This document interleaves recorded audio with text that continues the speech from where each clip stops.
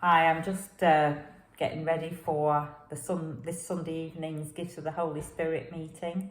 It'll be our third meeting. They've been great discussion, great contribution and great encouragement, especially as people have shared their own experiences and their own testimonies of either using the gifts of the Holy Spirit themselves or being blessed by the use of the gifts of the Holy Spirit. So it's been a great encouragement.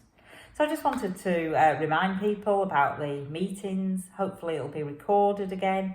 So if you can't get to the meeting, then it will be up on YouTube for you to catch up at your leisure. Put it on the page for a week. So what about this first letter of Paul to the Corinthian church? Well, Paul needed to give instruction to them. He'd heard there were problems in relationships amongst believers there. He'd heard that the conduct of their lives wasn't glorifying God, wasn't God's way of living. And he'd also heard about problems in their meetings. In fact, he responded to them in this letter, and in 1 Corinthians 11, he wrote, in the following directives, I have no praise for you, for your meetings do more harm than good. Wow, that's strong words, isn't it?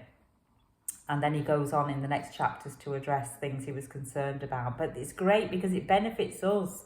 We can gain insight into how the church should operate with the emphasis on considering one another, what love looks like in the context of our gatherings and our fellowship, and what meetings and ministry should look like for the common good and orderly. God is the author of order and not of chaos. But it sounds like there was quite a bit of chaos going on in that church in Corinth.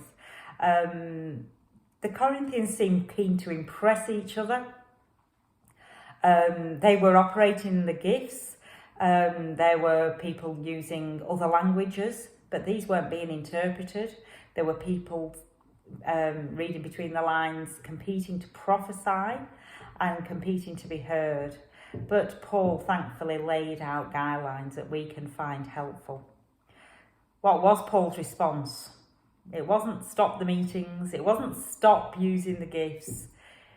He said there is an orderly way, that when you meet together, this is how it can work in a way that's honourable and considerate. He said, don't be ignorant about spiritual matters.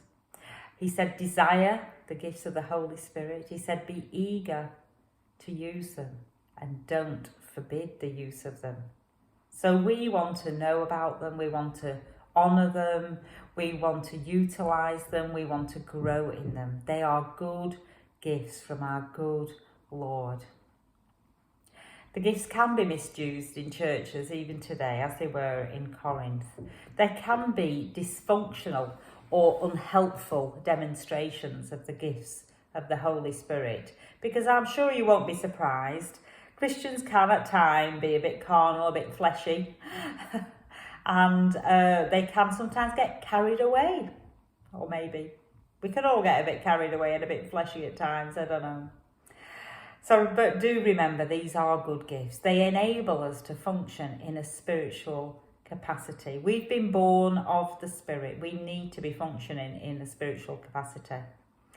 Without the Holy Spirit, we can't participate, but it's Jesus' will that we do participate in the gifts of the Holy Spirit. He said it was good that he was going away because we would have the Holy Spirit, and the Holy Spirit brings these gifts for the good of the church and to bring glory to Jesus.